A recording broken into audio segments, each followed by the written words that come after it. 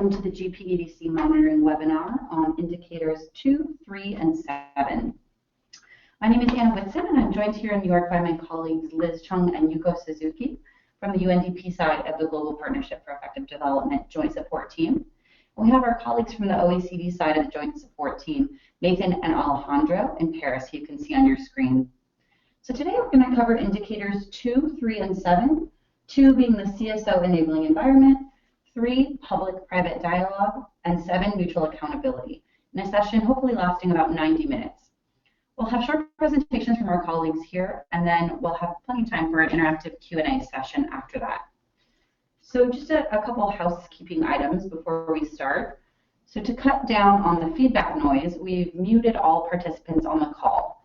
So if you do have a question at any time, you can either raise your hand by hitting the raise hand button, and we'll see that and be able to unmute you to ask your question if you have a microphone. Or you can type your question out in the question box on the toolbar. So we'll try to get to those questions after each of the indicators have been presented. So we're also actually recording this session, and we'll make it available to download early next week after the conclusion of this webinar series.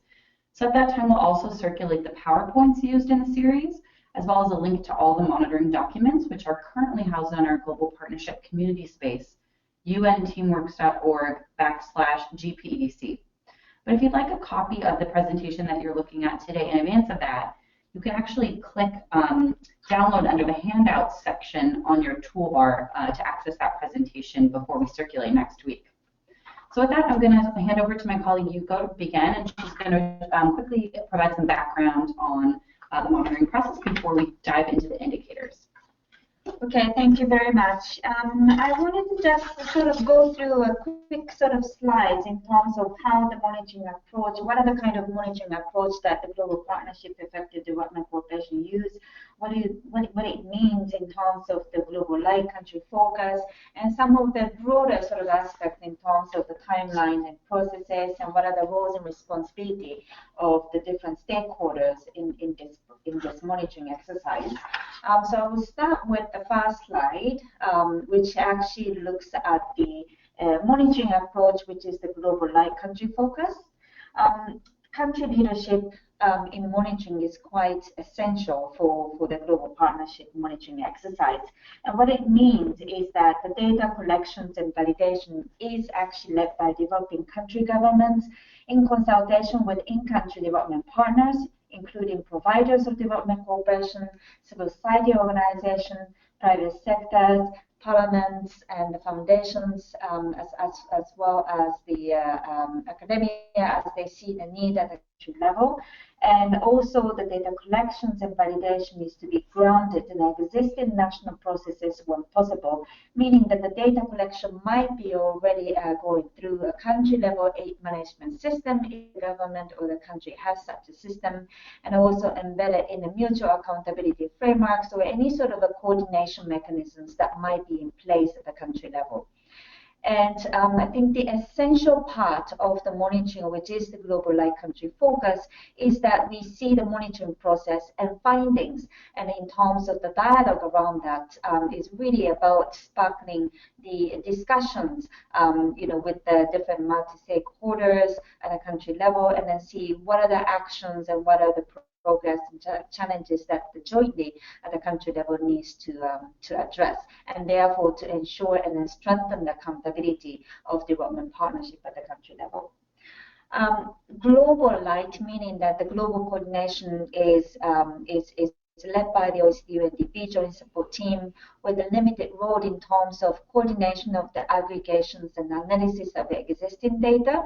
So we don't necessarily do the monitoring at the country level. We see the data collections and validations done at the country level to be submitted to the Joint Support Team, and our role is to make sure that the aggregations and the global analysis of the data happens to inform the global progress report, and also to continue providing support to countries through operational guidance and help desk functions, as well as continuous sort of discussions and engagement with the focal points at the country level to clarify and then answer any of the questions that they might have in the process, as well as the indicators. As I said, joint support team, based on the data that is submitted and analysis, we will produce the global progress report, and the essence of that is essentially to inform the multi-ministerial level meetings, in this case, second round monitoring, as well as the second global progress report, to inform the high-level meeting that's happening towards the end of this year in Nairobi, Kenya. The progress is also monitored on a rolling basis, meaning that whatever the data available at the country level, in line with that the fiscal years and whatever the latest information that might be available, if the country has already an in-country existence of the monitoring exercise, that they look at those sort of indicators that we are going to be talking about, is to be provided to the joint support team. So it's not a sort of ad hoc processes that we foresee coming out from the monitoring. I think what we're trying to do is to provide the guidance and the framework in which they can provide the data, that the data collections and validations and whatever the dialogue and the process around monitoring is to be done through the country level. As I said, the monitoring is on the basis of the 10 indicators grounded in the effective development cooperation principles as agreed in Busan outcome document. And this 10 indicator, the set of 10 indicator, is based on the negotiations and agreement that was made through the Working Party on the aid effectiveness in 2012, and the framework was actually worked through the consultative process led by the post-Busan interim group. Out of that 10 indicators, 5 indicators are actually from the Paris Declaration indicators. And these indicators are based on the strong country demands and the good track record to continue monitoring those elements.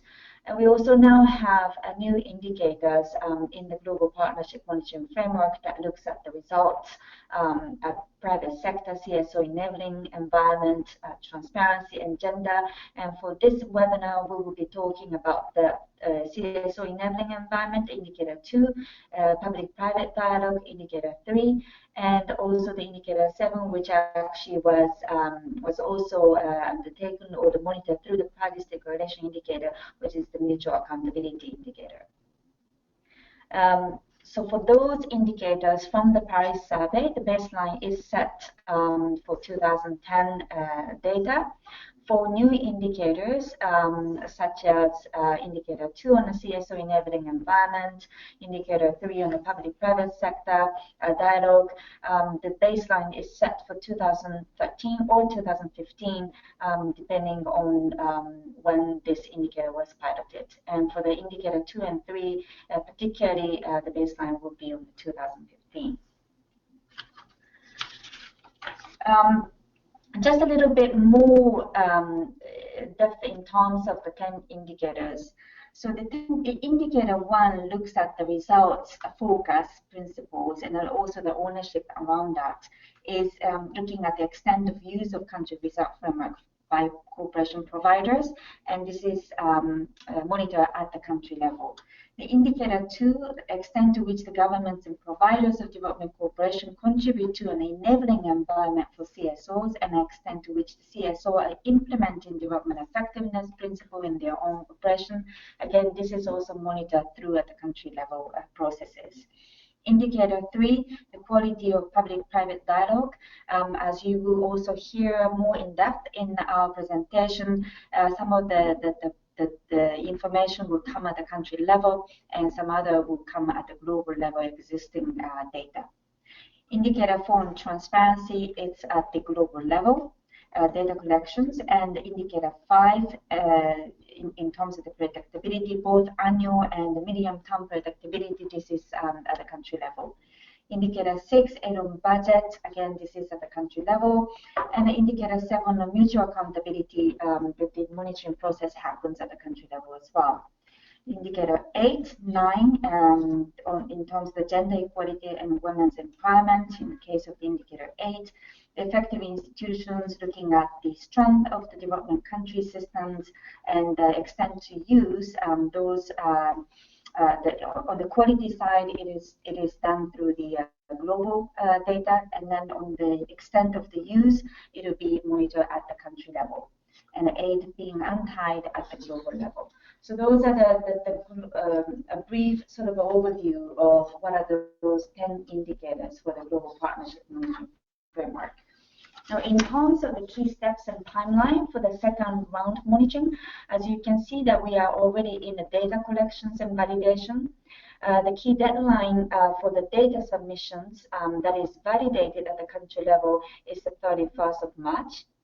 And from the joint support team, from April to May, we will do the data processing and final review, and which will be followed by the data aggregations and analysis and report productions and publications to make the second progress report available in advance for the dialogue, and then also the dissemination of the report and dissemination of the findings to inform the high-level meeting in Nairobi.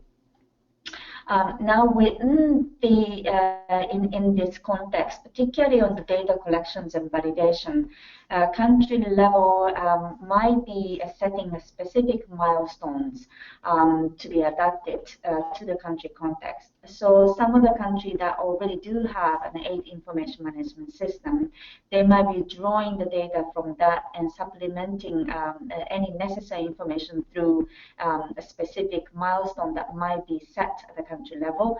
And then they might also be calling for a certain consultative process or the validation meetings or the validation dialogue to make sure that whatever to be submitted to the joint support team by the end of March is data that is validated at the country level in terms of the credibility of that.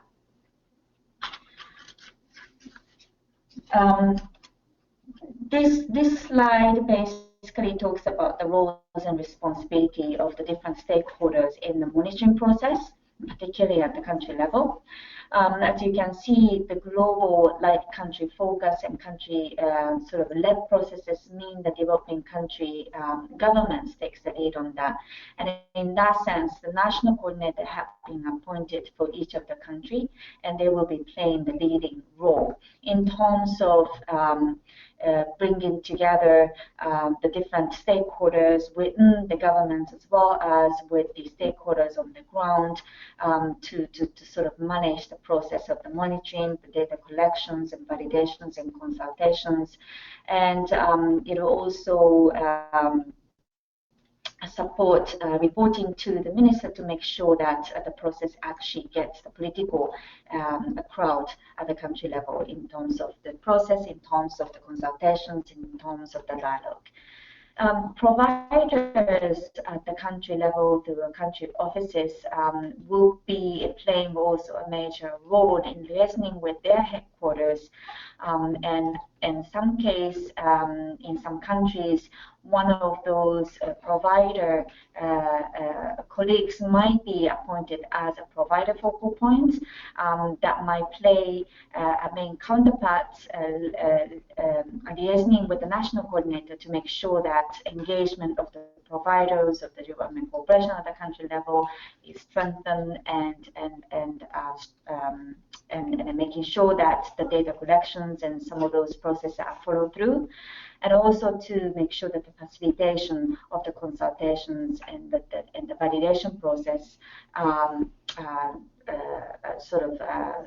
keenly address from those providers focal points.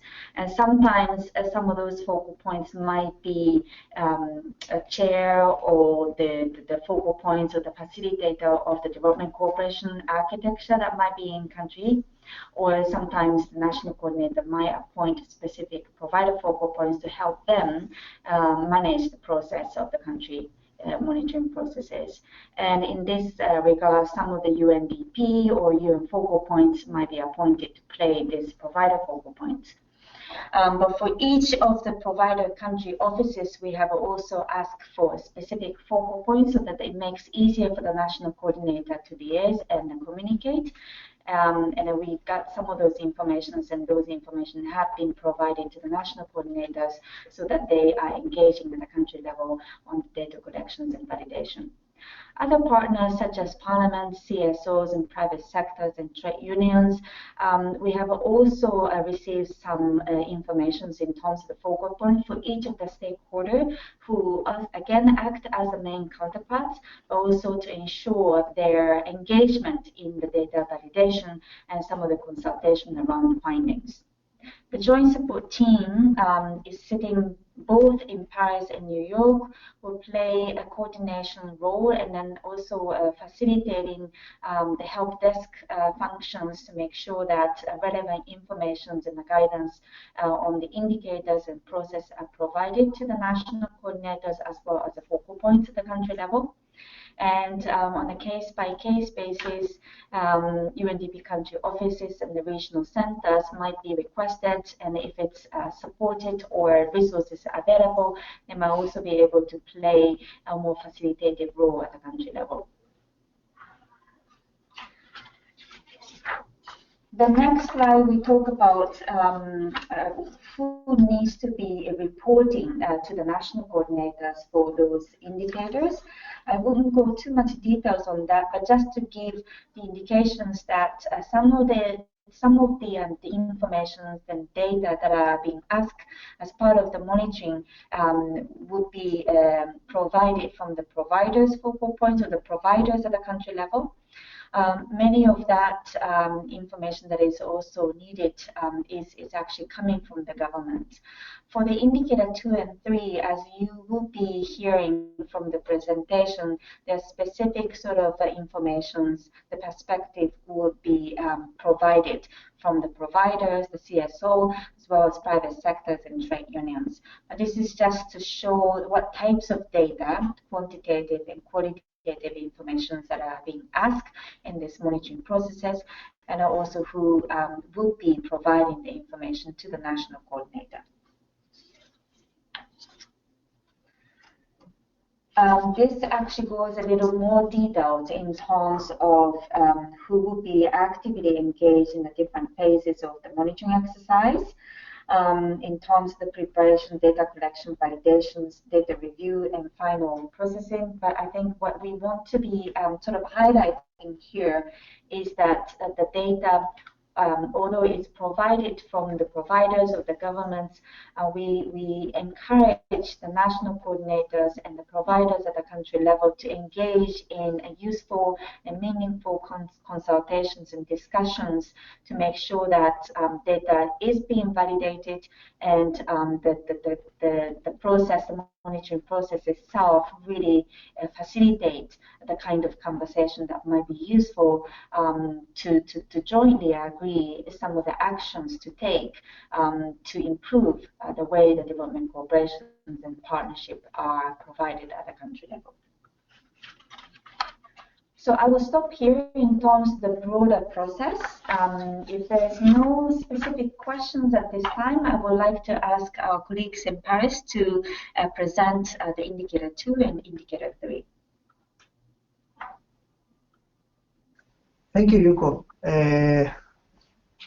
My name is Alejandro Guerrero from the OECD, and my colleague Nathan Warner will be also supporting in the presentation of these two indicators, indicator 2 on enable environment and development effectiveness of CSOs, and indicator 3 on the public-private dialogue, the quality of that public-private dialogue in the country. And we will follow to indicator 7 with the support of Yuko from New York. After each indicator, we will stop for a minute to pick up questions that may be related to the indicator itself. If you have questions from the process, as Yuko explained it a minute ago, you can also post those questions in the questions box in the right-hand side of your screen, and we can pick up those questions as well. So let's move on to this indicator 2 that measures the extent to which governments and providers contribute to enabling environment for CSOs, and also measures the degree to which CSOs are implementing development effectiveness principles in their own operations in the country. The global target for 2015 for this new indicator is continued progress over time, and we hope to see in future rounds improvements in what is being reported from these multi-stakeholder conversations at the country level that Yuko Suzuki was explaining a minute ago. Just before we start with this indicator, a couple of definitions that may be important to be in the same page.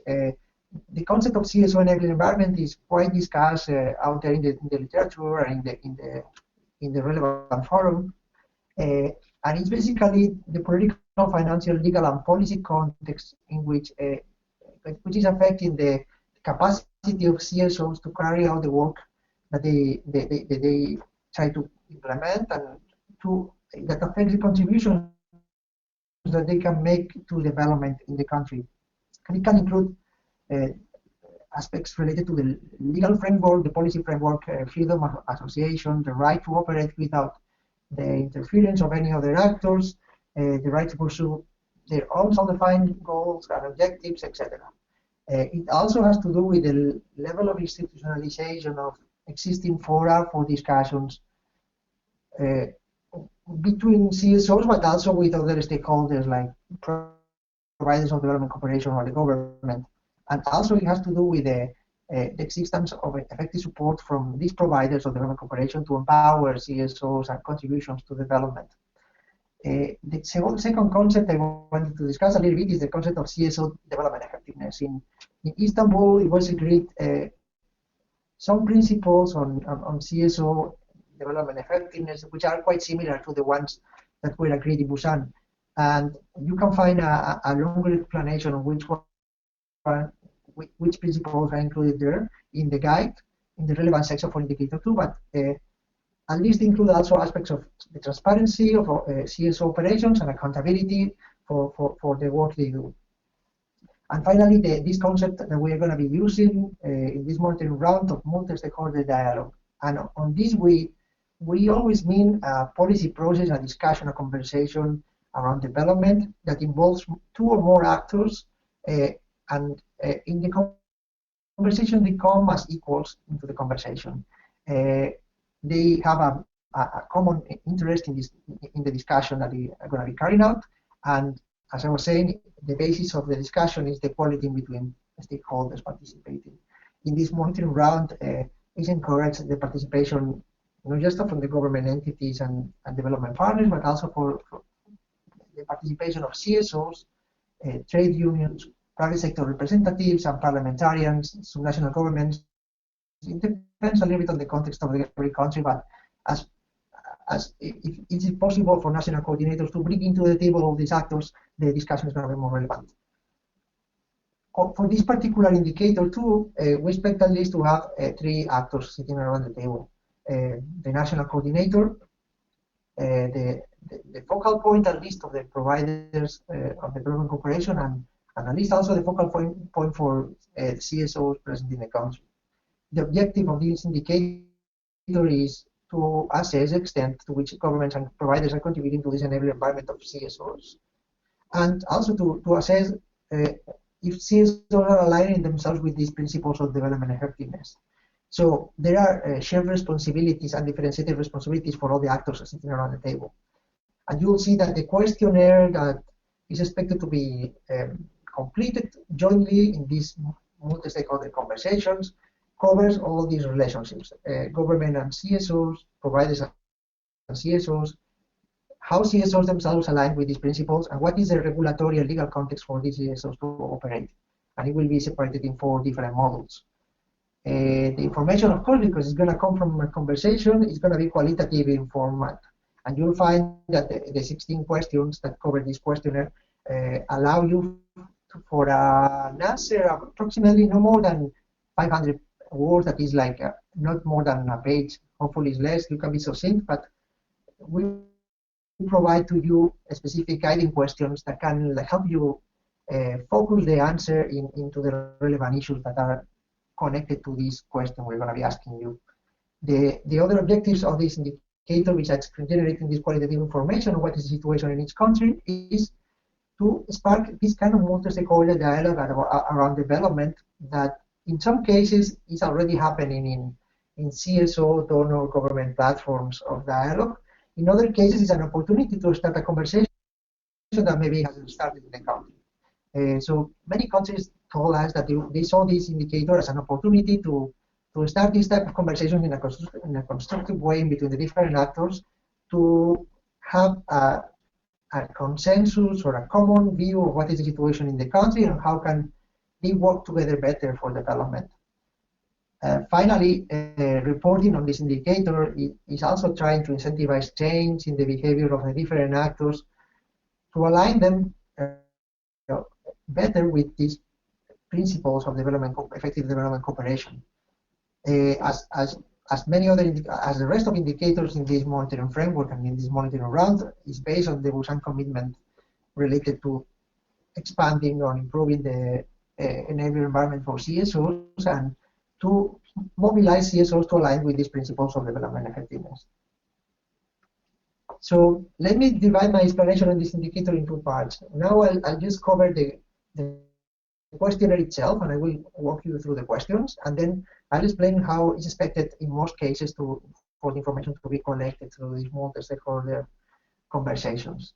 As I was mentioning, this indicator is new, and the data that requires comes from the gathering of this data comes from the national coordinator setting up these consultations, these conversations with providers of development cooperation, development partners, and CSOs.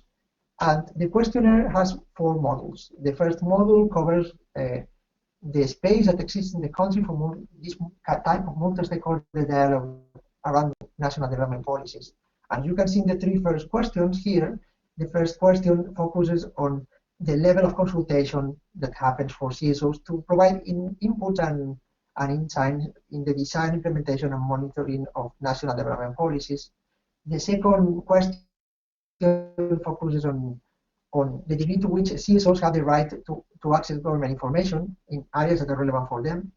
The third question focuses on the existence of resources and training opportunities for addressing capacity building gaps that may exist between the different stakeholders, including the government, the CSOs, but also sometimes the development cooperation providers, so as to get them into the table and be able to carry out this kind of multi-stakeholder dialogue in a more consistent basis. In some cases, the actors that are going to be sitting around the table don't have the experience of having these conversations, and that's why it doesn't happen. So this is a good moment to flag and to highlight these potential gaps. As you will see in the monitoring guide, there are guiding questions to all these different questions that we're posing here to help you to come up with an answer that could be relevant for the exercise and for yourself. Module 2 focuses on as I was explaining, on how CSOs align with the development effectiveness principles in those 2 dimensions, accountability and transparency.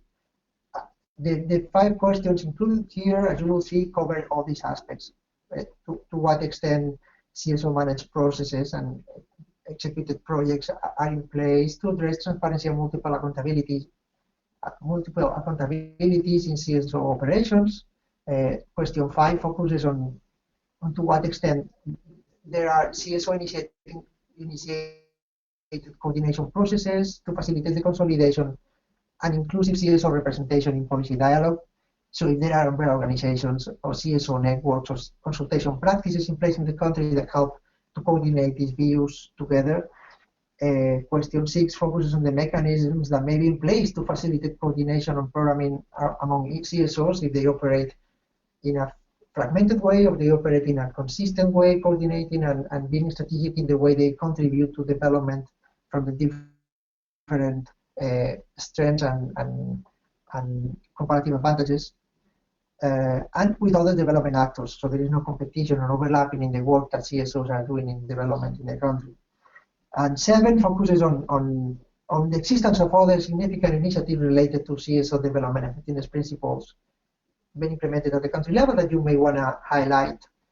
Question 8 focuses on reporting practices. So the question is if CSOs report annually to government on the basic finances, sectors and support, and main geographic areas of involvement in development, to see what is the flow of information that can help to coordinate a joint effort for development in the country, including all the actors.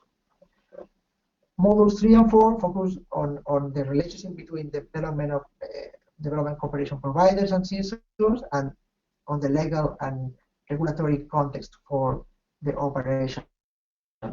You have here a list of the different questions. Maybe for the sake of time, I'll go really quick through them. The question 9 focuses on the extent to which providers consult CSOs in developing their policies and programming at the country level in a systematic way, meaning that this is an established and regular process, and it happens not on an ad hoc basis occasionally, but is expected to happen. Question 10, are providers promoting a CSO-enabled environment in the cooperation with civil society? This is a discussion that probably is going to have two main interlocutors, providers and CSOs, but at the same time, government may have perspectives that are useful for both in trying to find a common ground or a common response, which can cover the views of everybody. Question 11, is the promotion of a CSO-enabled environment an agenda item in providers' policy dialogue with partner governments? And in this, again, the conversation including the government can be useful to answer this question. And question 12 focuses on the extent to which providers share information on their CSO support with the government. So as you see, there are many similarities in the different models, but they change the actors that are being involved in this exercise, in this relationship and in the assessment. Finally, Module 4 focuses on, as I was mentioning, the legal and regulatory framework in which CSOs operate. And we have discussed a little bit what are the main issues regarding the regulations that affect CSO organization and creation and operation, the extent to which it affects the formation and registration of new CSOs, access to resources, and finally, if certain groups, can be women, it can be minorities, are excluded or are not as included, or they don't have the same level of access as other CSOs to operate in the country and contributing to development and inclusive development in the country. So the second part of this indicator is to explain a little bit what is the process to collect this information. As we discussed at the beginning of this presentation, we present a potential approach to do that, to collect this information.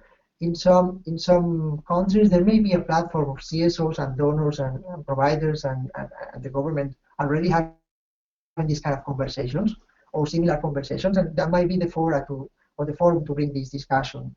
But if this is not the case, we can follow the approach of appointing focal points for the different actors and having a focal point coming into the conversation to fill up this questionnaire. We suggested that the specific questions from the guide are shared with the different actors ahead of this meeting, so they can prepare a response and consult all the constituencies to other CSOs or to other providers, the focal point, as to bring it to the conversation and a consensus answer. Once the actors are in this multi-stakeholder meeting, it's expected that all the views are put together for each question, and the national coordinator tries to seek a consensus around the response. National coordinators have the last word in what is going to be written up, but there is an opportunity. To reflect the diverging views in the final answer that is provided for a question. Is not exactly, is missing some element that may be relevant for one of the actors participating in the conversation. But again, the indicator has been set up and the process is being set up in a way that it tries to both generate consensus around the responses and be as comprehensive in the different views as possible. The objective of the indicator, again, is to try to steer this conversation in the country in a constructive way, and for that, the process has been adjusted to make it possible. I mentioned before, it's just the same issue here. To the extent possible, if that's easier, use existing coordination platforms that exist in the country to carry out this work.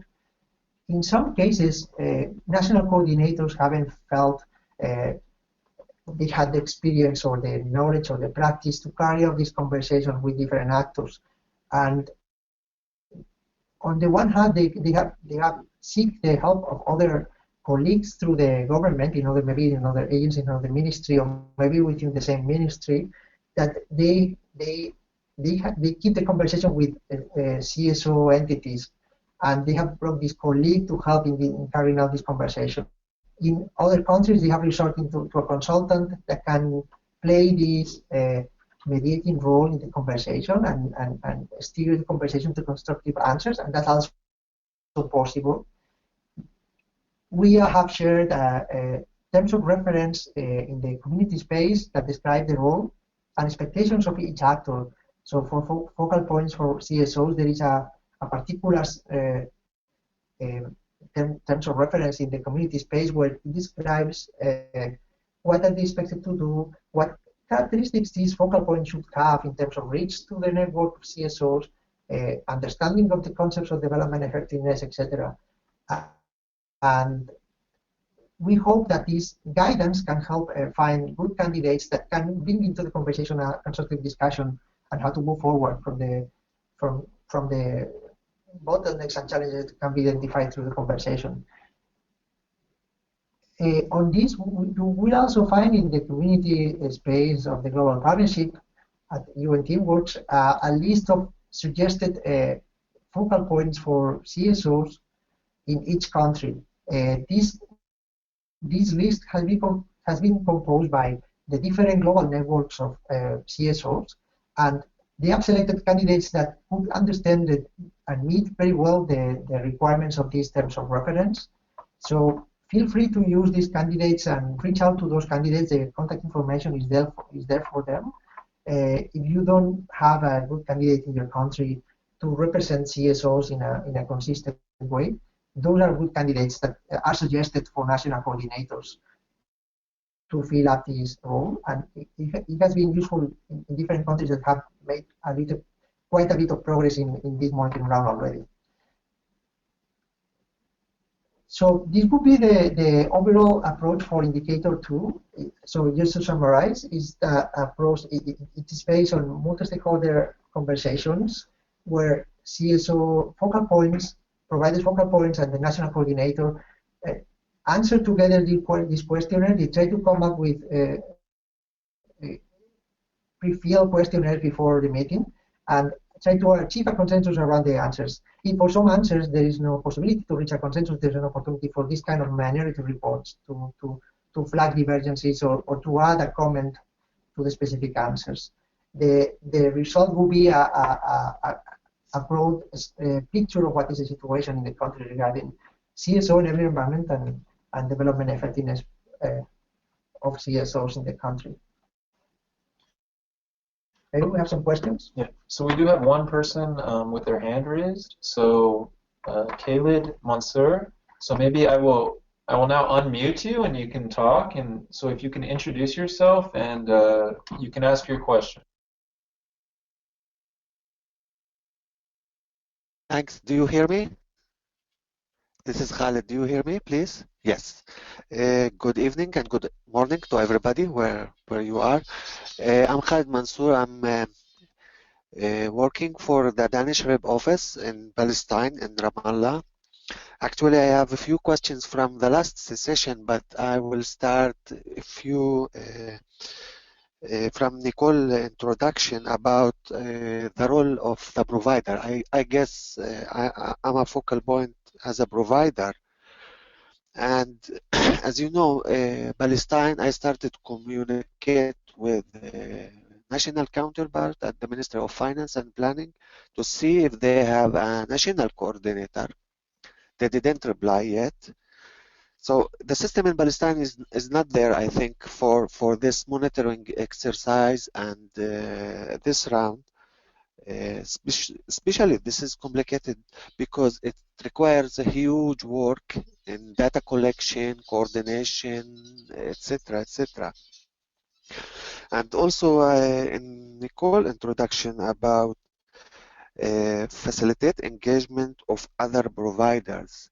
This is a big question because we have different networks and at least we can report on ourselves, but I'm not sure the other providers will be so cooperative. Even if they are so cooperative, they will start, we will all have the same starting point to report and common understanding, etc. It needs the whole system to be built in Palestine before we report something credible and reliable. Because just to give you an example about the indicator you just discussed, CSO's indicator.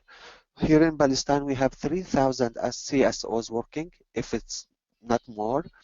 This is the local CSOs. Also, we have a lot of international CSOs.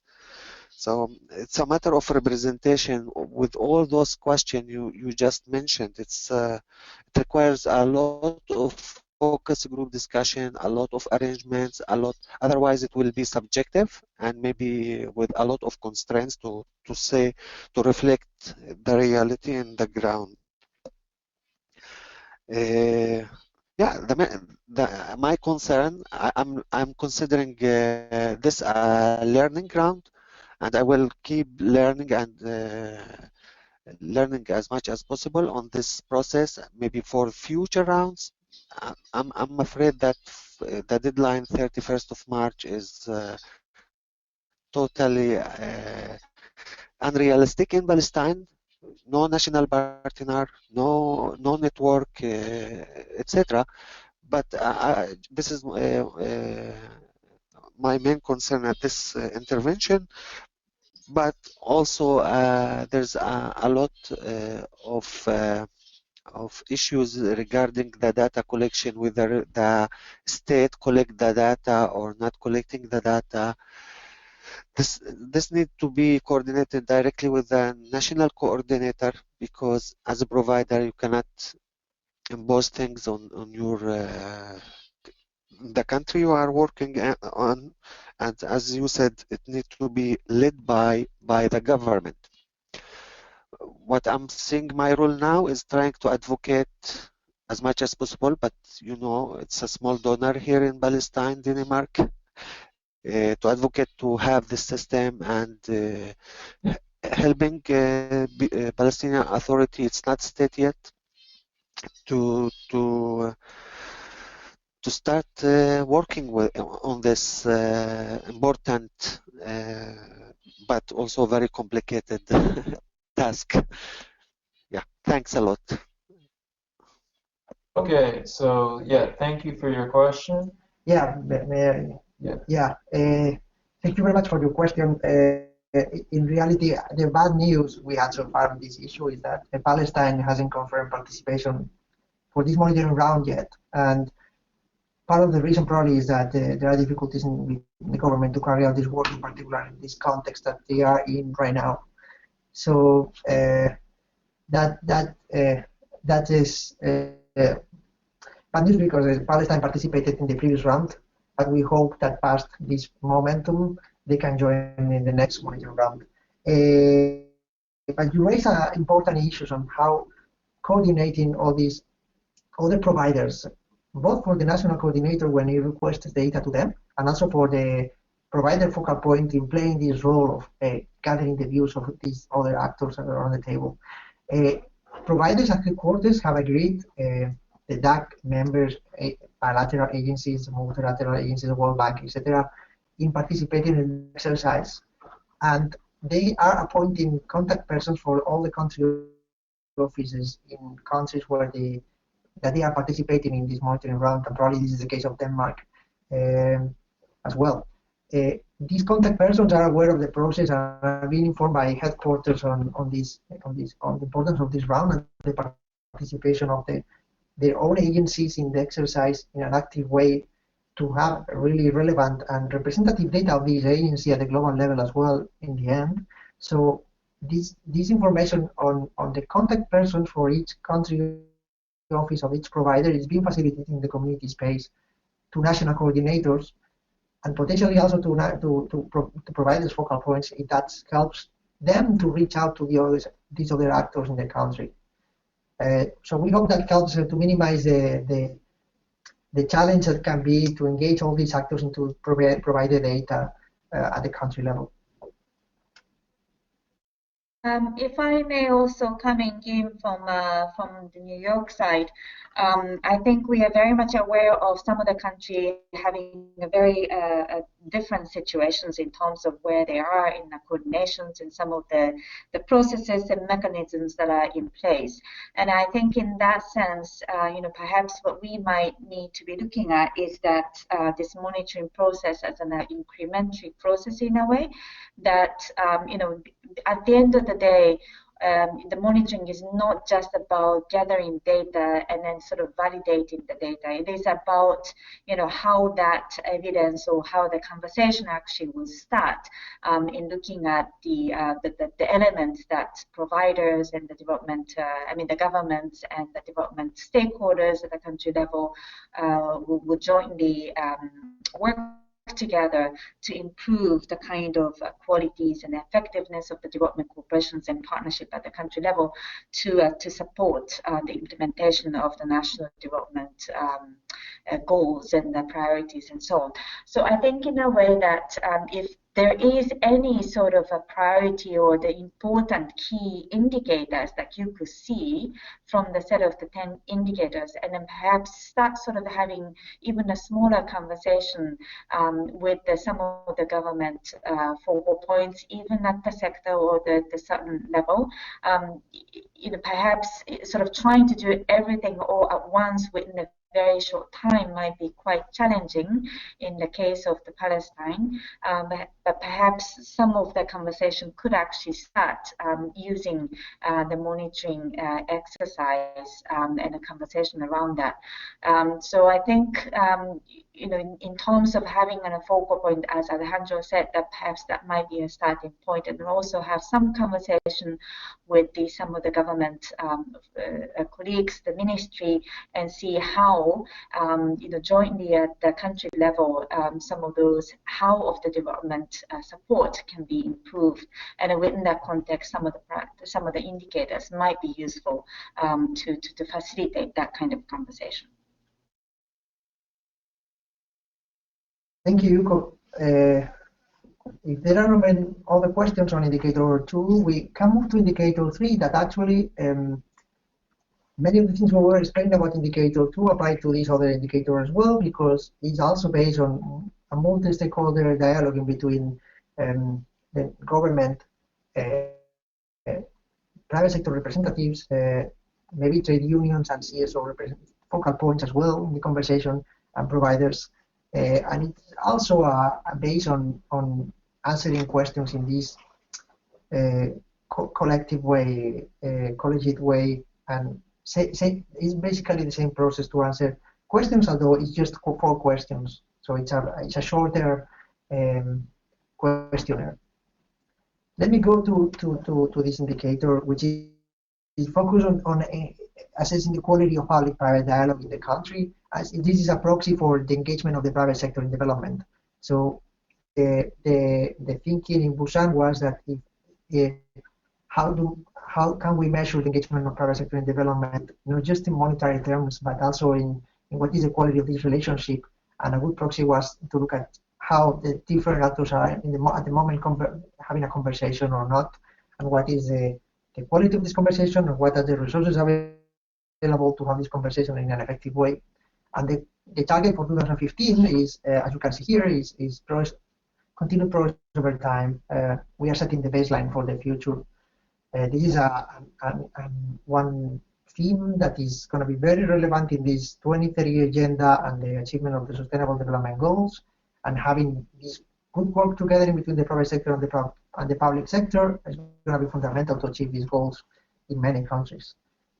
Just a couple of definitions before we start that are relevant to this discussion. One is simple but important. What is the private sector? And as you can imagine, as in the case of CSOs, the private sector is very diverse, and you have large companies and dynamic sectors of the economy. You have small and medium enterprises, you have informal workers, etc., businesses.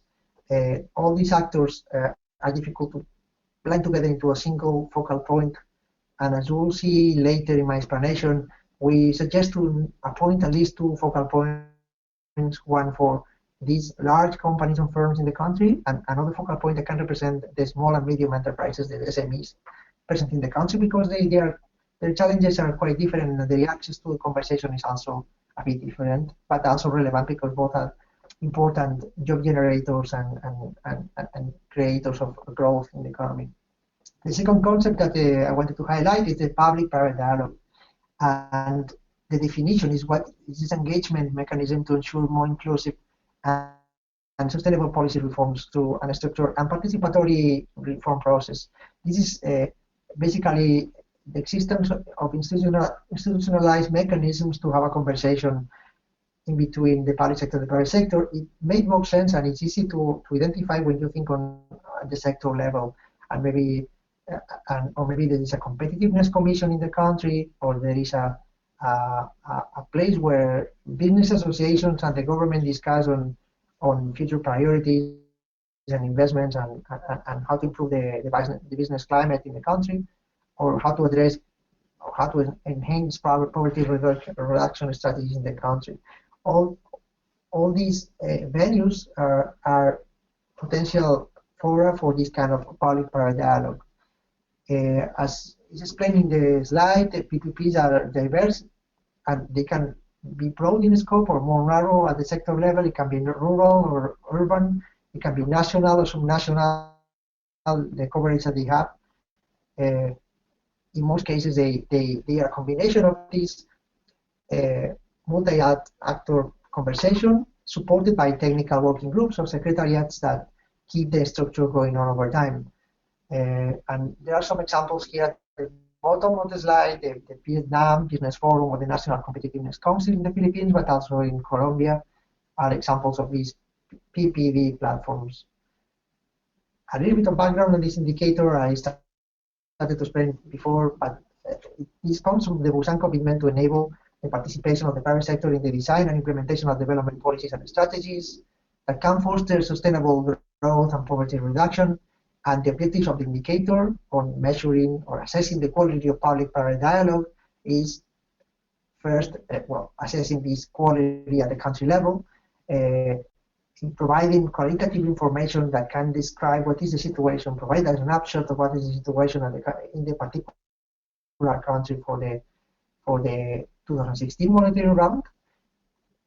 Equally, as in the case of indicator 2, also try to spark this multi-stakeholder dialogue that may not be happening at the moment, but this is an opportunity. Many countries told us to the regional workshops that there was an opportunity to open venues to have this discussion and conversation, and as Hugo was mentioning before, this may be a stepping stone to have a more institutionalized conversation in between the different actors that can be constructive and can help improve the quality of policies and the environment for private sector development, also for workers' conditions, etc.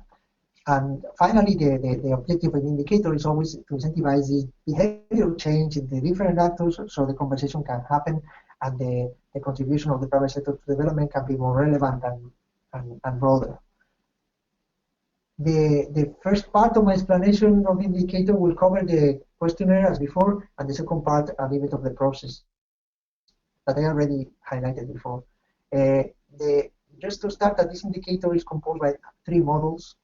And at the country level, all information for the Model 2 and 3 are collected. Model 1 is based on global sources of evidence, indicators that come from the World Bank, from the Open Budget Survey, from the Citizen Engagement and Rulemaking Index.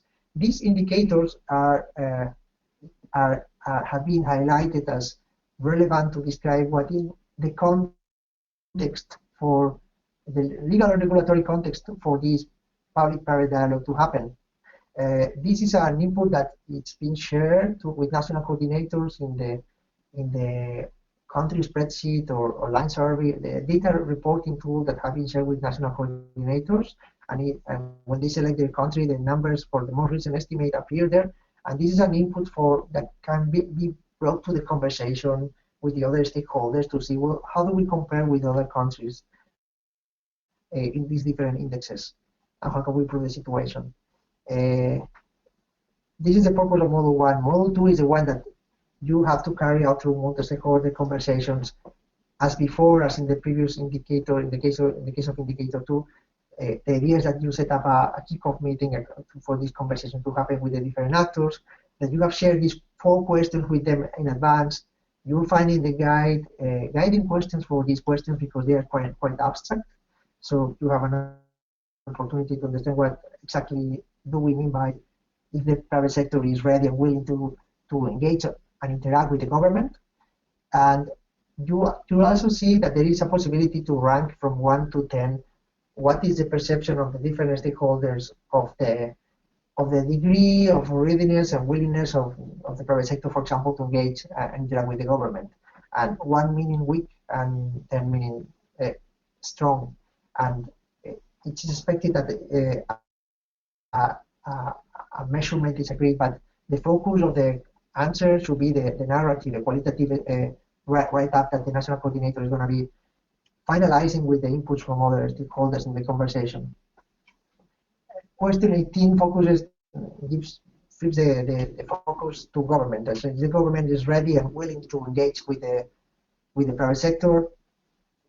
Question 19 focuses on the potential existence of a potential champion that can facilitate this discussion at the country level and activate the political will and reduce the trust gap between the different actors of the public and the private sector.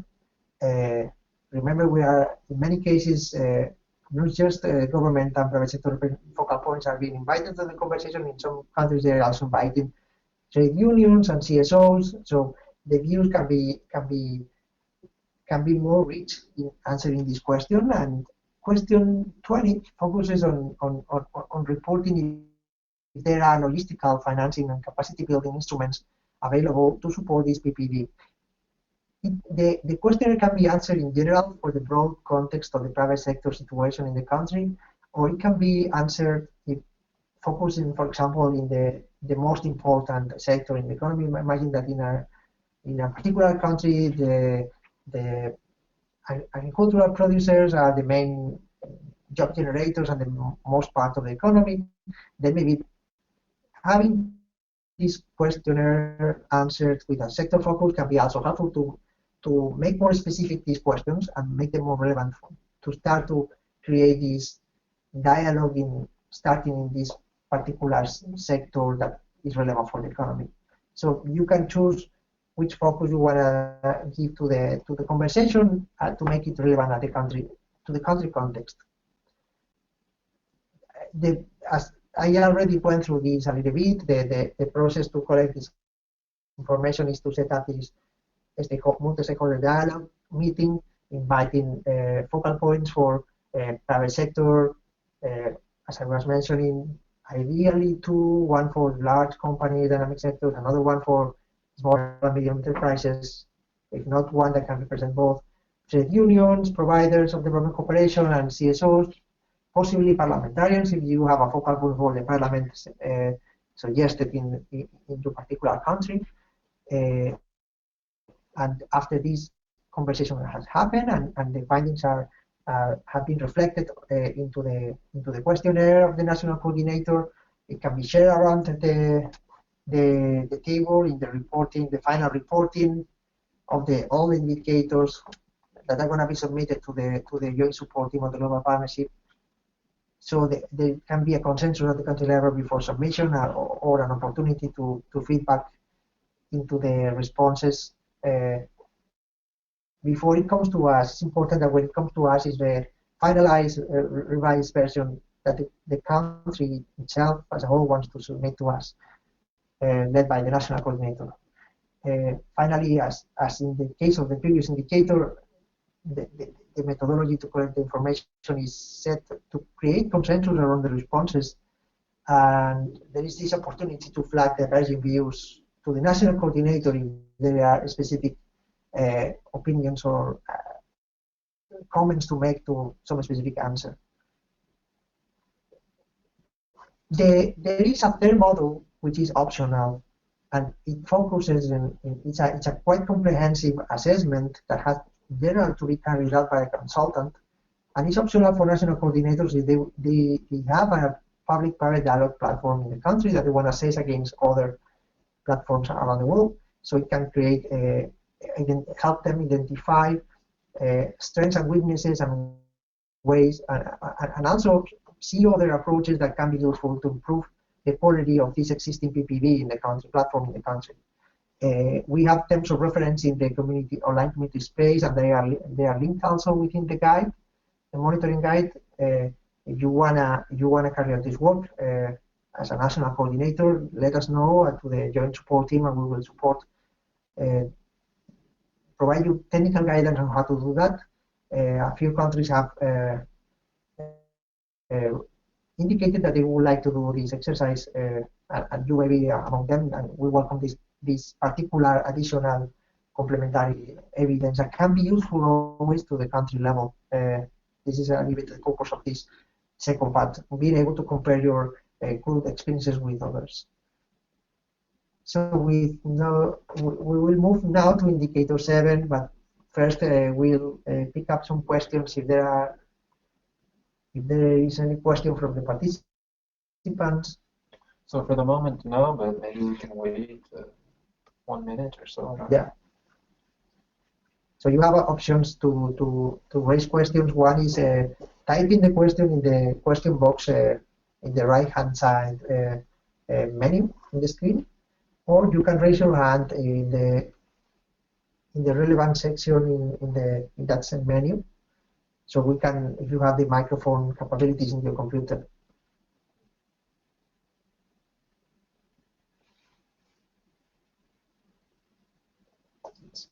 So if there are no questions, we move to indicator 7. If there are any questions that come up on this indicator 3, we can answer at the end. So we have one. We have a question. So from Zhang Min, who's raising her hand, I'll unmute you, and please introduce yourself and ask your question. Good morning. Can you hear me? Hello? Hello, yeah. Good evening or good morning, depending on where you are. My name is Sang Nguyen. I'm kind of alternate focal point of Asian Development Bank in Vietnam. I have several questions. The first one related to question of different module in the CSO indicator. I realize that you have a set of questions there, which are lots of them are kind of closed question.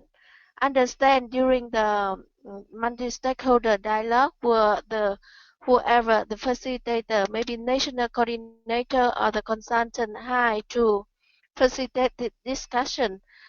But then I see that in the Vietnamese context, there may be the response could be from one extreme to the another. For example, CSO engagement in the policy dialogue in the environment. Some may say, okay, there's not really.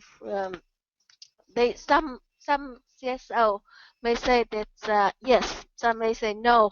So I see that this kind of and this is a kind of qualitative data that you suggest to collect. So can you share some experience or you foresee that how can this the consensus can be reached if this diversion even among the CSO, not between CSO and the government on one of these question or issue? And the second question is about the resources for data collection and reporting. Because you mentioned about the support from your team could be like supporting the TOR and maybe introducing the consultant, etc. So my question is where the resource come from for this work, like to recruit the consultant or to organize the multi-stakeholder dialogue. Thank you.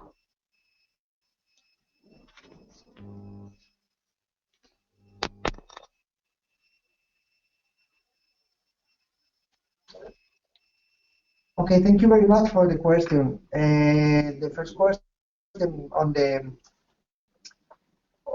the case of Vietnam and the fact that there may be diversities induced within the CSO community on some of these questions, that's a good point. If you look at the terms of reference for the CSO focal point, one requirement that they have is to consult on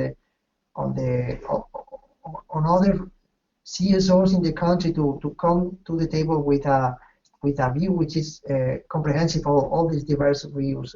So it's not expected that the CSO focal point will have one single view of what is the answer, but it will require to reflect this diversity of situations in the country. Some CSOs may be well aligned with principles of development effectiveness and others maybe not. Some CSOs may have a better engagement with donors and providers in the country, and others may be not so much engaged. The dialogue between CSOs is an opportunity also to flag why is this the case. It may be because of capacity issues within the same CSO that cannot access to these resources, etc., or what is the challenge that they can be brought into the conversation and be useful to depict the situation in the country. If the case of Vietnam is that this conversation is going to happen through a CSO platform or roundtable with the government that exists already, I don't know what is the situation in a particular country, then again, these diverging views from CSOs are a good input for the national coordinator to come up with an answer that can be reflective of the different situations. This is not a problem. That's probably the same challenge that the providers' focal points are going to face, because different providers are going to have a little bit of a different behavior for the different items that are being asked in this questionnaire. On the question, your second question on how that we provide terms of reference to guide the work that a consultant can carry out to support the national coordinator in carrying out this kind of multi-stakeholder dialogues, and also in some cases suggesting potential consultants that can play this role in an effective way. National coordinators have been informed that they can rely, is an option that they have to rely on this, and we try to facilitate, if this is what they want to do, rely on a consultant, and it's typically self-funded by the government. In some particular cases, some provider has to step up because it's interested in generating and supporting this conversation in the country. They have to step up and they are financing this consultant. But it's a little bit up to providers to step up into the conversation with the national coordinator and support them in financing a consultant. But again, it's not necessary. In many other countries, they are carrying out this conversation without relying on a consultant. There is some practice already in national coordinators to have a dialogue with providers and with CSOs, or to answer this questionnaire. I don't know if from UCO's side there is anything to add to this response. Yes, thank you. I think in terms of the first questions, I mean, we are very much also aware that the different country contexts actually play a critical role here. And what we have also heard from many of the national coordinators is the extent in which the local CSO organizations, at the different level, and the difficulty actually to have any sort of a comprehensive consensus on some of those issues. So in that sense, I think what we want to be highlighting here is that same as the indicator 2 and 3, it actually actually really provides the context sort of assessment in a way. So therefore, if we encourage as much as possible the consensus around some of those inputs that could be sort of achieved through the consultations and dialogue and so on. But in the case where there is a diverse views, we also welcome that kind of inputs to really give more context in terms of where the CSO enabling environment sort of situations are and what are the kind of the complexity the country is have with regard to those indicators. I think in terms of the resources, definitely it's the case that we will probably be really seeking the support if the national coordinator sees the usefulness and then actually the critical importance of having an independent consultant to actually play that kind of role. We will have to be actually seeking, or the national coordinators will be seeking the resources at the country level. As we indicated that at the beginning, the Global Partnership for Effective Development Cooperation through the discussions and agreements that the monitoring, as well as broadly the GPDC, should be a global light country focus, meaning that at the global level through the joint support team, the resources are not always there to be able to actually provide those resources in terms of the financials to the national coordinators and the country monitoring process. And as much as possible, we also are engaging with the UNDP country office at the country level to see whether there is any scope and space within their existing project that they might have or existing country program that they might have that could be able to facilitate that kind of resourcing. But again, the country context varies, and then therefore we really seek the stakeholders at the country level to be able to actually respond to some of the needs. If we could actually go, given the fact that it's only 15 minutes that we have, at the remaining of the webinar, I'm going to go through the mutual accountability indicator. As I said before, this indicator was part of the Paris indicator, the Paris survey, the monitoring indicators. But in the context of the SDGs, and then really looking at the importance of development partners at the country level to implement SDGs jointly, to support the country implementation of the SDGs within the context of mutual accountability process that looks at the effectiveness and quality of the partnership and cooperations it continues to be a critical element. And as a mutual accountability process would enable the stronger partnership at the country level. And in that context, the indicator 7 actually looks at the percentage of countries that undertake inclusive mutual assessments of the progress in implementing agreed commitments and effective development cooperation principles. A global target for this indicator is that all developing countries have an inclusive mutual assessment reviews in place. Inclusive mutual assessment review, in terms of the definition, is that it is a national exercise that engage developing country authorities and providers, development corporations, the senior level, in a mutual performance review on the agreed commitments on the principles of the effective development cooperation, the effectiveness of the development cooperation.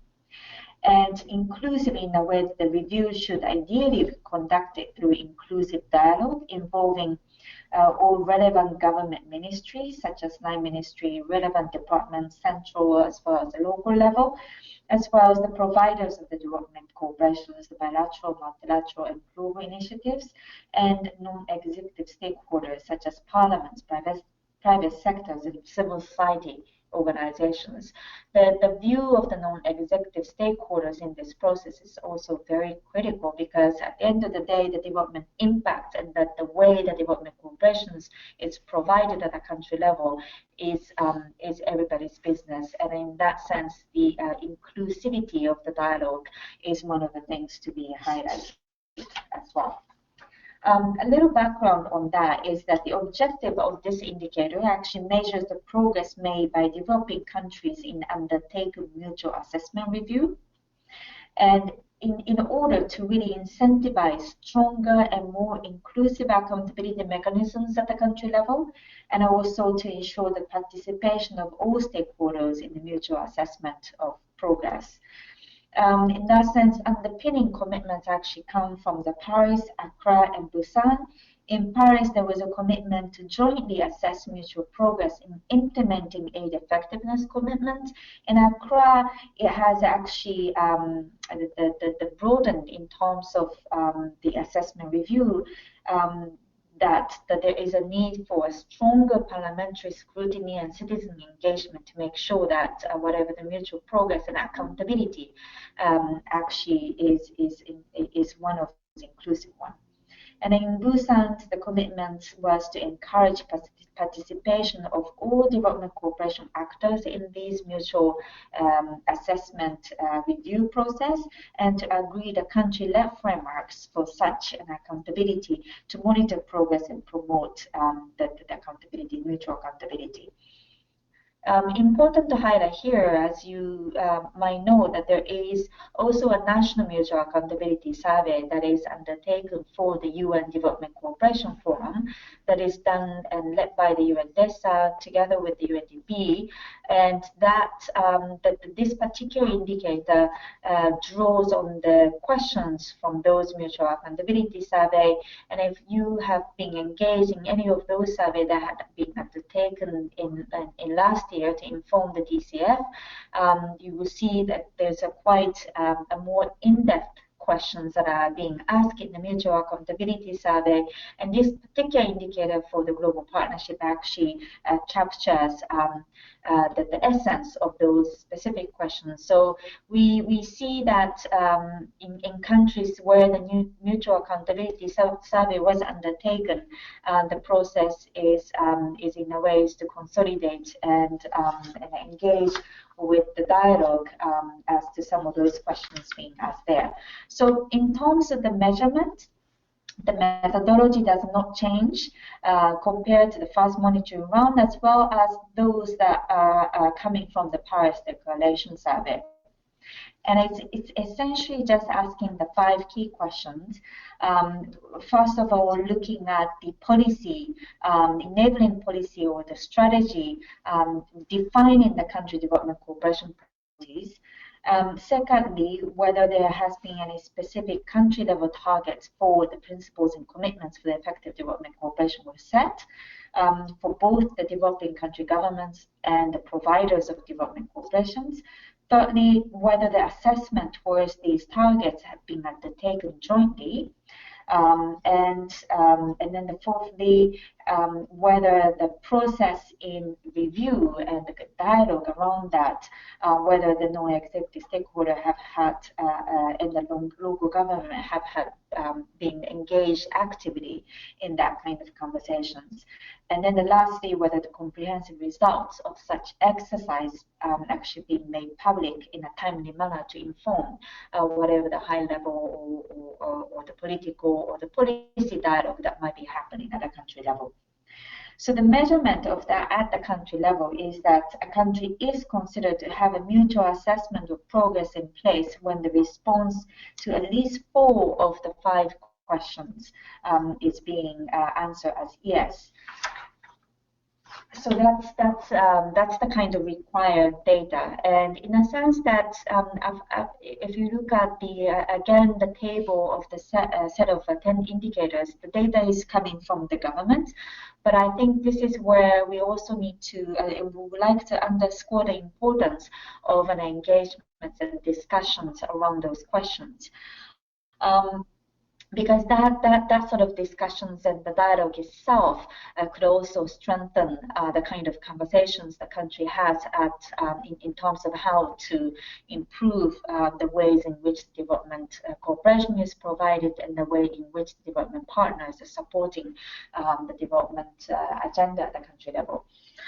Quickly, in terms of the highlight from the 2013-14 monitoring round, the first round, in 2013, 59% of reporting countries, in this case it's the 47 countries that had been participating in the first round, had a mutual assessment review in place. But if you look at the sort of disaggregate level, that there is quite a good movement, and the performance in terms of whether the country does have actually an aid or partnership policy that defines the kind of development cooperation priorities, and whether there is a specific country level targets for those priorities area, or the commitments of the development cooperations is set, and then whether the assessment towards the targets are jointly done. But what might still be an element where a further refinements or that improvements might be needed is where those reviews are actually taking place in an inclusive manner, engaging the non-executive stakeholders, but also broadly the broader development partners at the country level, and whether those results are actually made public to really inform whatever the dialogue that might be happening at the country level. So in terms of the target, this remains that the 100% target is being set for 2015, and it would be very important and useful to know overall whether there had been progress on the through the second round on the mutual assessment reviews, but also to see that the disaggregate level, what are the elements that still requires a further attention in improving the mutual accountability process at the country level. So that's it in terms of the indicator 7. If you have any questions, please raise hand or include your questions in the text box. And I can see that there is one question from Khalid. So I will unmute you, and then you can raise any question. Thanks a lot, Nicole. Mentioning accountability, it's just to highlight if government report about accountability, most likely they will be biased. You know, it's tracking, are they accountable or not? And we need to be careful or verify the answers, because just an example, at least results made public. They could make it public in a foreign language, for example. Just an example of this is an important thing, and accountability is important thing, but maybe it's like double checking the self-reporting. This is one thing. And regarding the providers, usually they do a country program evaluation because of the planning cycle. It requires that. This also could be contributing to this specific indicator, but of course will not give the full picture. That's all. Thanks. Okay, thank you very much for your very useful comments. And I think what we will be really encouraging providers as well as the national coordinators and the stakeholders at the country level as you engage in this process and engage in the consultations or the dialogue at the country level, but also in terms of providing the data and providing the informations to the joint support team. We really seek that kind of qualitative information in terms of where there is some diverse sort of a perspective, or even some of the very useful the status in terms of how the government and then the stakeholders at the country level sees the mutual accountability review process undertaken, whether it's on the specific project evaluation results, or whether it is any agreed sort of a commitment on the effectiveness or the ways in which the development partners and the cooperation engage. I think we will be very much keen to be having some of those those information. One thing to flag is that compared to the first round of the monitoring and the first progress report, we're also looking at having a brief country page for each of the countries that are participating in the second round. One thing that has been highlighted from the discussions that we have been having with the national coordinators through the regional monitoring workshops was that as much as the global picture is useful, what is more useful for really advancing the country implementations in terms of more effective development cooperation is that the country sort of results and finding and analysis to inform the country level dialogue going forward. So for that, we'll be looking at some of those qualitative informations to provide more a context to the country page, and we will be looking forward to also working with the national coordinators as well as the providers at the country level to strengthen that kind of evidence and the information that is available to really highlight where the progress and challenges are, and then where the countries will be taking that sort of agenda forward. So if there is no any other questions, we would like to thank all of you being participating in this global webinars. Some of you have actually been participating from the Asia Pacific. Might be a quite late time. We will actually be organizing another round of the webinars in time that is more conducive for the Asian Pacific colleagues next Tuesday and Wednesday, and then we will have more information on that coming up. Just to also remind that another global webinar focusing on the indicator 8 on the gender equality and indicator 10 on aid being untied is going to be organized for coming Friday, this Friday.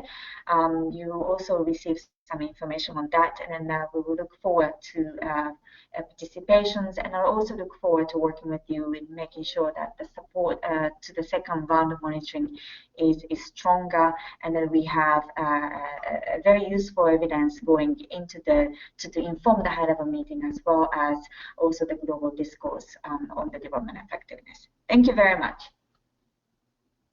Thank you very much to everybody.